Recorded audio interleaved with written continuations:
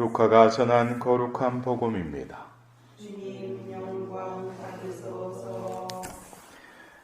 하루는 예수님께서 가르치고 계셨는데 갈릴레아와 유다의 모든 고을과 예루살렘에서 온 바리사이들과 율법 교사들도 앉아 있었다. 예수님께서는 주님의 힘으로 병을 고쳐주기도 하셨다. 그때에 남자 몇이 중풍에 걸린 어떤 사람을 평상에 누인 채 들고 와서 예수님 안으로 들여다 놓으려고 하였다. 그러나 군중 때문에 그를 안으로 들일 길이 없어 지붕으로 올라가 기와를 벗겨내고 평상에 누인 그 환자를 예수님 앞 한가운데로 내려보냈다. 예수님께서 그들의 믿음을 보시고 말씀하셨다. 사람아, 너는 죄를 용서받았다. 율법학자들과 바리사이들은 의아하게 생각하기 시작하였다. 저 사람은 누구인데 하느님을 모독하는 말을 하는가? 하느님 한 분 외에 누가 죄를 용서할 수 있단 말인가? 예수님께서는 그들의 생각을 아시고 대답하셨다. 너희는 어찌하여 마음속으로 의아하게 생각하느냐? 너는 죄를 용서받았다 하고 말하는 것과 일어나 걸어가라 하고 말하는 것 가운데에서 어느 쪽이 더 쉬우냐? 이제 사람의 아들이 땅에서 죄를 용서하는 권한을 가지고 있음을 너희가 알게 해 주겠다. 그리고 나서 중풍에 걸린 이에게 말씀하셨다. 내가 너에게 말한다. 일어나 내 평상을 가지고 집으로 가거라. 그러자 그는 그들 앞에서 즉시 일어나 자기가 누워있던 것을 들고 하느님을 찬양하며 집으로 돌아갔다. 이에 모든 사람이 크게 놀라 하느님을 찬양하였다. 그리고 두려움에 차서 우리가 오늘 신기한 일을 보았다 하고 말하였다. 주님의 말씀입니다. 그리스도님 찬양합니다.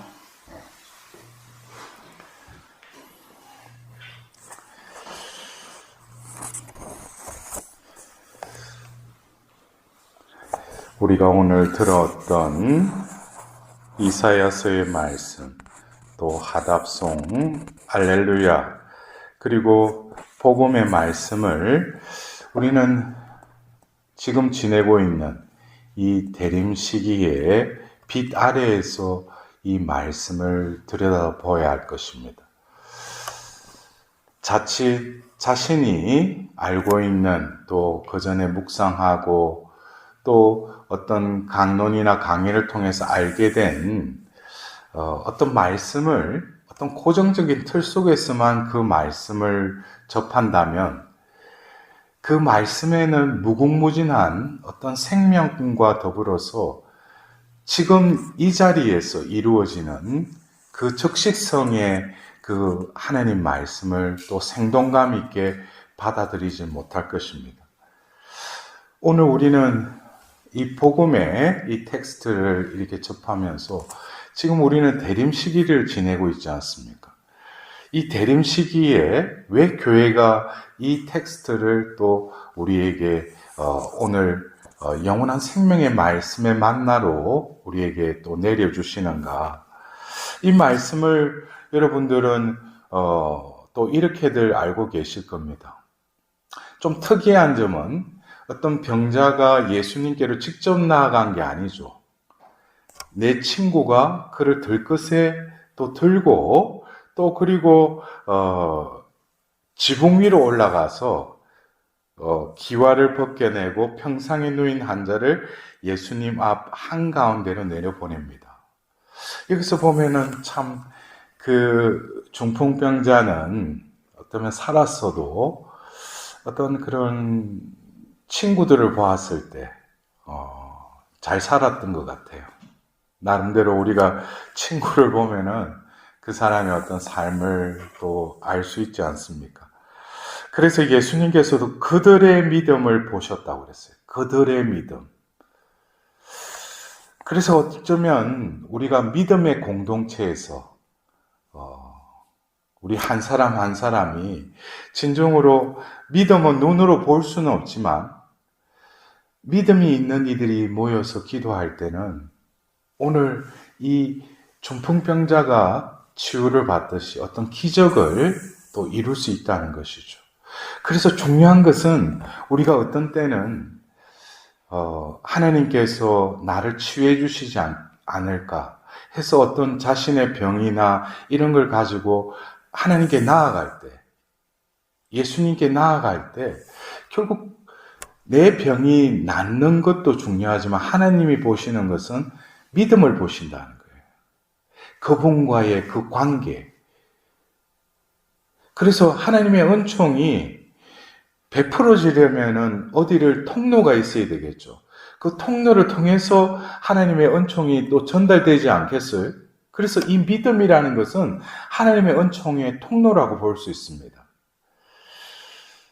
근데 오늘 또 우리가 들은 이 복음 말씀에 있어서는 좀 특이한 점이 예수님이 보통 이 병자들을 대하실 때 보면은 그냥 어떤 사람들은 예수님께 그냥 접촉만 했는데도 치유가 일어나는 사람이고 또 예수님이 다가가서 그에게 손을 대시다든지 어떤 때는 말씀으로 이렇게 치유를 해주십니다.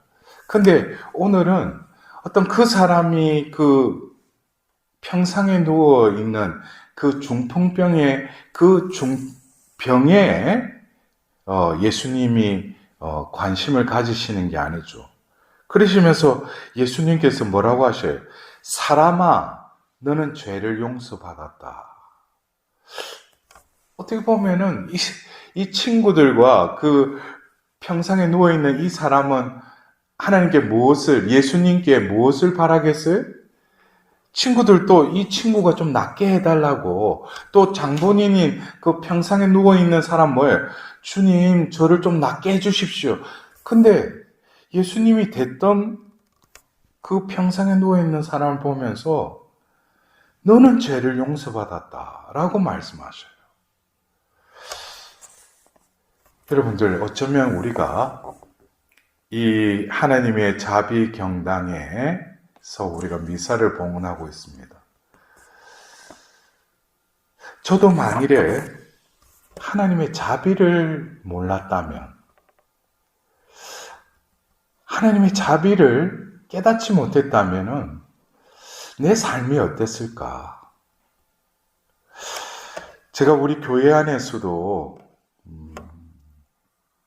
어떤 성령의 그 성령 기도회와 어떤 은사적 성령 세신에 하나님께서 저를 또 도구로 쓰셨어요. 그래서 그전에는 어떤 치유다, 어떤 구마다 해서 그런 은사를 또 우리 믿는 이들에게 또 하나님께서 저를 도구로 써서 사용을 하셨는데, 제가 하나님의 자비를 깨닫고 나서 어떻게 보면 우리가 치유한다라고 그러지만은 이것은 하나님의 자비를 베푸시는 것이죠.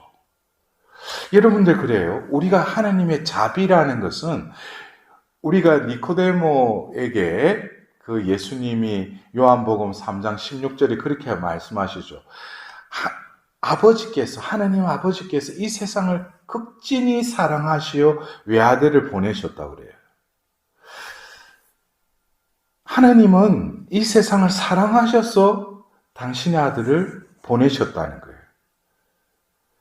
근데 세상은 첫 번째 오셨을 때 세상은 그분을 알아보았어요? 맞이했어요? 알아보지도 못하고 맞이하지도 못했어요. 이 말은 우리가 볼 때 어떤 비유적으로 어둠과 빛은 양립할 수가 없죠. 근데 하나님은 사랑이신데 사랑 자체이신 예수님을 이 땅에 보내시는데 이 세상은 그분을 알아보지도 맞아들이지 못했다라는 것은 이 세상은 사랑으로 창조되었지만 죄악으로 타락해버려서 하나님의 사랑의 그 은총을 바라기보다는 자기애, 자기 사랑, 그리고 자기 위주의 그 사랑의 매너리즘에 빠져서 살아가기 때문에 하나님의 무조건적인 그냥 베풀어지는 그 사랑은 알 수도 없고 맞아들일 수도 없었다는 거예요. 그래서 결국 하나님이 당신의 아들을 보내신 것은 사랑의 발로이다라는 거예요. 하나님은 사랑이시니까, 보시니까 안타까운 거예요. 당신이 창조하신 이 세상에 인류를 바라보면서.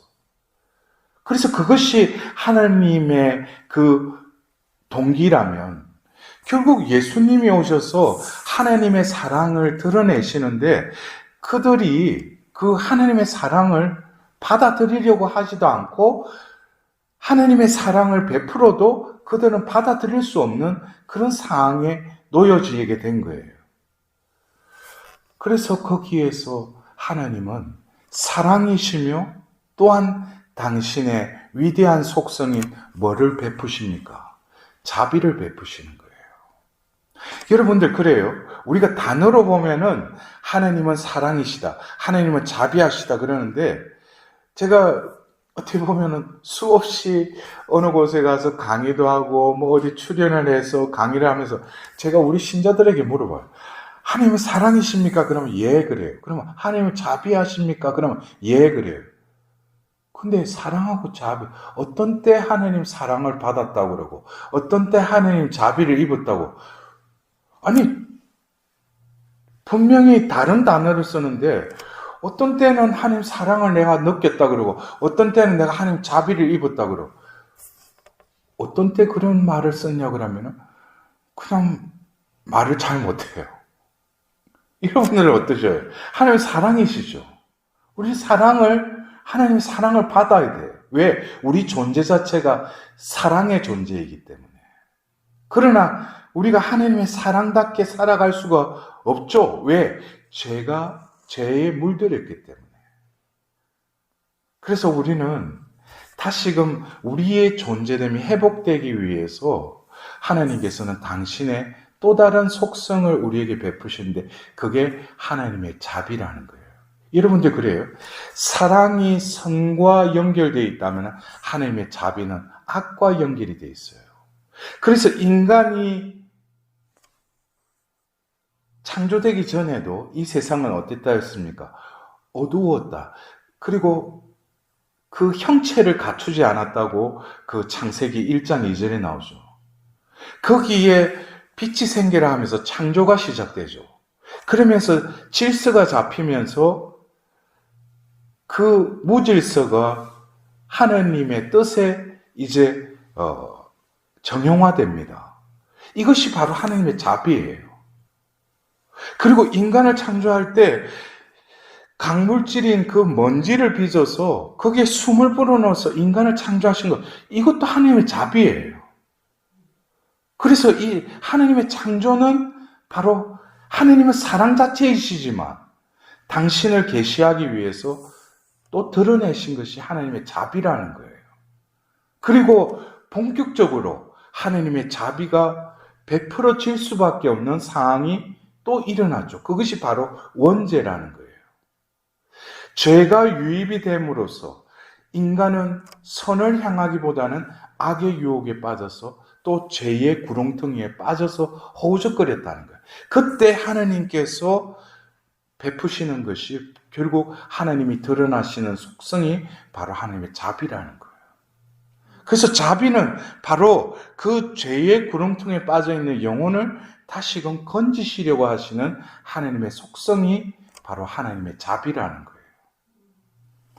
그렇다면 여러분들 그래요? 제가 조금 전에도 말씀드렸죠. 그전에는 제가 성령의 은사로 어떤 사람을 치유하고 구하고, 근데 이 모든 것이 하나님의 자비라는 거예요. 왜? 우리가 이 병이 든다는 것은 여러 가지 요인이 있을 수 있어요. 영적으로도 병이 걸릴 수도 있고, 또 혼적으로, 또 직접적인 육을 통해서도 내가 병자라는 것은 내가 병을 지금 앓고 있다는 그 자체가 무질서함이라는 거예요. 거기에는 어떤 영적, 정신적, 사회적 어떤 여러 가지 요인이 무질서하게 어딘가에 그 병의 요인이 있었고 그것을 통해서 내가 지금 그런 상태에 있다는 거예요. 그렇다면 우리가 하나님의 자비를 구한다라는 것은 결국 우리의 존재가 죄로 기울 수밖에 없고 또 죄를 지음으로써 하나님과의 올바른 관계를 맺을 수 없음을 우리가 깨닫는다면 늘 우리는 본능적으로, 이거는 어떤 육적인 본능이 아니라 영적인 우리가 하나님 앞에 선다면 우리는 자동 발생적으로 어떤 기도가 나와야 돼요? 하나님 자비를 베풀어 주십시오. 예수님 자비를 베풀어. 왜냐하면 나의 존재는 하나님 앞에 설 수가 없어요. 하나님 앞에 나아갈 수 없어요. 그러나 뭡니까? 하나님의 자비는 어떤 때는 일시적이지만 하나님의 자비로 그 순간에 당신과 만날 수 있도록 그 어둠을 몰아내 주신다는 거예요. 어떤 경우에는 이미 우리는 신앙의 선물을 받았기 때문에 이 성체성사도 결국에는 자비의 성사죠. 어떻게 창조주가 인간에게 먹히느냐 이거죠. 이것은 위대한 어떤 하나님의 자비를 드러내시는 거예요. 근데 오늘 우리가 이 대림 시기에 2000년 전 어느 날 그 평상에 놓여진 그 중풍병자에게 예수님이 그 개인을 향하시는 말씀이지만 사람아, 너는 죄를 용서받았다. 사람아. 이것은 오늘 우리가 이 대림 시기를 지내고 있는 우리 모든 이에게도 해당되는 말이죠. 사람아, 너는 죄를 용서받았다. 이것은 다른 말로 하면은 그 군중들 가운데 서 계신 예수님이 죄를 용서받았다 하는 것은 결국 예수님이 이제 이 땅에 오신 목적이 결국에는 하나님의 사랑을 드러내는 건데 그들의 불목과 그 눈먼을 회복시키기 위해서 예수님은 당신의 자비를 드러내시죠. 궁극적으로 예수님의 삶은 결국 이 세상과 하나님과의 그 관계를 회복시키고 화해시키는 것이 예수님의 궁극적인 사명이기도 했죠. 그러니까 결국 십자가에 못 박히시고 열려진 그 넉방으로부터 피와 물이 흐른 거예요. 그것을 통해서 우리는 뭡니까? 바로 하나님의 자비가 우리에게 베풀어진 것이죠. 그래서 우리는 이 오늘 복음이 어떤 한 개인이 중풍병에서 그냥 치유받은 그 텍스트라기보다는 이 대림 시기를 지내고 있는 우리 모든 자녀들에게 뭡니까? 다시금 이 시기가 바로 하나님의 자비를 구하고 자비를 입을 준비를 하라는 거예요. 너희들이 새로운 한 해의 전례력을 시작하면서 이 대림 시기의 4주간은 바로 어둠에 또 죄에 갇혀서 살아갈 수밖에 없는 우리들이 오소서 주 예수님하고 부를 때 하나님께서는 우리에게 뭘 베푸십니까? 당신의 자비를 베푸신다는 거예요. 그리고 성탄 대축일 바로 마구간에 태어난 2000년 전 첫 번째 오신 그 예수님이 바로 뭡니까? 하나님의 사랑이며 바로 인간의 죄를 없애기 위해서 오신 하나님의 자비하심이 그 구유에 놓이게 됐다는 거예요. 그 자비를 우리가 깨달기 위해서 바로 이 대림 시기에 다시금 회개해야 된다는 거예요. 속죄해야 된다는 거예요. 여러분들 오늘 우리가 이사야서의 이 말씀을 보십시오. 하나님의 창조하신 세상은 보신이 참 좋았다고 그랬어요. 그러나 이 세상은 죄로 인해서 어떻게 합니까? 강야와 메마른 땅이 되어버렸고 사막이 되어버렸고 그러나 하나님께서는 뭡니까? 광야와 메마른 땅은 기뻐하여라. 사막은 즐거워하며 꽃을 피워라 하면서 우리에게 희망을 불어넣으셔요. 그리고 3절에도 너희는 맥 풀린 손에 힘을 불어넣고 꺾인 무릎에 힘을 돋우어라. 이 모든 것이 이게 뭡니까? 결국 하나님의 자비를 베푸시겠다는 거예요. 그래서 여러분들, 제가 어떤 때 우리 여기 하나님의 자비 경당에 오신 여러분들 참 선택된 이들이에요. 많은 이들이 하나님의 자비를 모르고 살아가요. 그냥 어떤 우리 많은 신자들이 오후 3시 되면 자비를 베풀어서 자비를 베풀어. 진정한 하나님의 자비를 깨닫고 나면은 내가 얼마나 복된 자임을 깨달을 수밖에 없어요. 더불어서 예수님이 계시지 않았더라면 나는 진짜 바람에 흩날리는 겨와도 같이 보잘것없는 이 인생의 허무함을 살다가 그냥 이슬처럼 사라져 버릴 건데, 바로 저분 예수님으로 인해서 내가 존재가 되었고 다시금 예수님으로 존재답게 살아가도록 나를 다시 일으켜 세웠다는 거예요. 그래서 우리는 이 자비로우신 예수님 성화 앞에서 이렇게 미사를 봉헌하고 또 여러분들이 기도할 수 있다는 것은 얼마나 큰 축복인지를 여러분들이 깨달으셨으면 합니다. 어쩌면 이 시대는 많은 이들이 하나님을 믿지 않을 뿐만 아니라 자기로서 살아가는 이 악의 극치 앞에서 하나님은 다시금 당신의 자비를 베풀어 주시는 거예요.